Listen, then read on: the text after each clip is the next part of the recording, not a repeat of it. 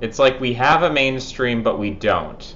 It's this very strange, multi-layered system. We are more the same than we've ever been before. Globalism, like globalization, has spread the use of the English language so that more people are speaking a single language as a percentage of the global population. More people speak English as a lingua franca than any lingua franca has ever been spoken ever before.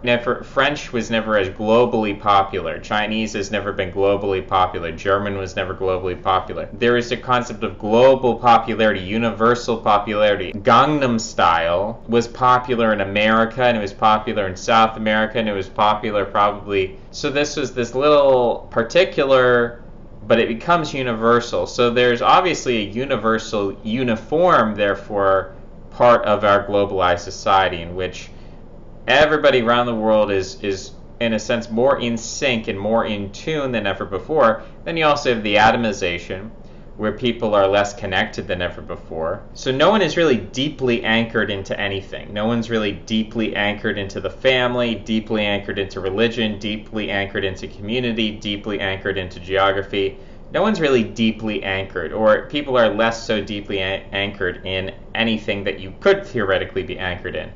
But that we have, rather than deep anchoring, we have universal anchors. And so rather than thinking of it like a tree, like, oh, I got my roots, I'm rooted to the land, I'm rooted to the soil, I'm rooted to my family, I'm rooted to my church, I'm rooted to my religion, rather than being rooted, or being rooted in even political opinions, like being anti-war. Anti-war is a superficial thing that doesn't matter anymore post-Obama.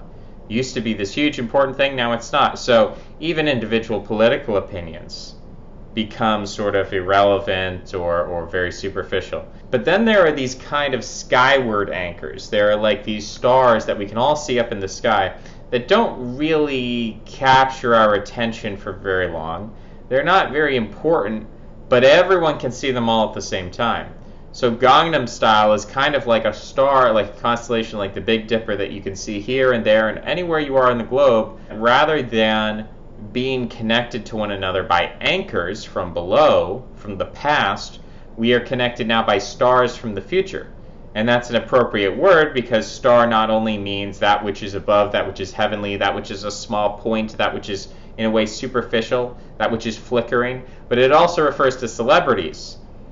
And celebrities exactly match what I'm talking about. The obsession with celebrities is superficial, it is fleeting, it is not rooted in anything, but it is obsessive, and it is compulsive, and it is momentary, and it is imminent when you feel the presence of a celebrity. Geothermal heat that comes up from the roots. Rather than feeling that heat, you're seeing this like strobe light, like you're in the club, and the strobe, it's frenetic. It is constant. There and then it's not, and then it's there and then it's not. It's like swipe left, swipe left, swipe left. You know, you're constantly, you're replacing something which is a depth of experience, a quality of experience. You're replacing that with a quantity of experience, which overwhelms and overpowers in its momentary shining. You know, a gay pride parade can be a religious experience, a communal experience. You get together, you have a festival, you put on extravagant clothing, and there's music, and there's happiness, and there's sexuality, and you're enjoying yourself at this gay pride parade, and it can be viewed as a kind of Saturnalia, Bacchanalia, whatever. It can be viewed as some kind of like ancient Roman pagan thing. And people can get into that, and people can experience that as a religious experience, as a religion.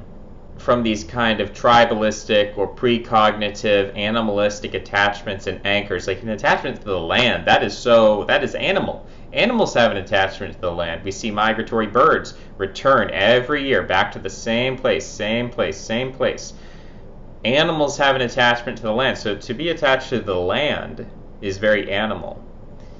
And so we've sort of lost that or moved away from that to an extent.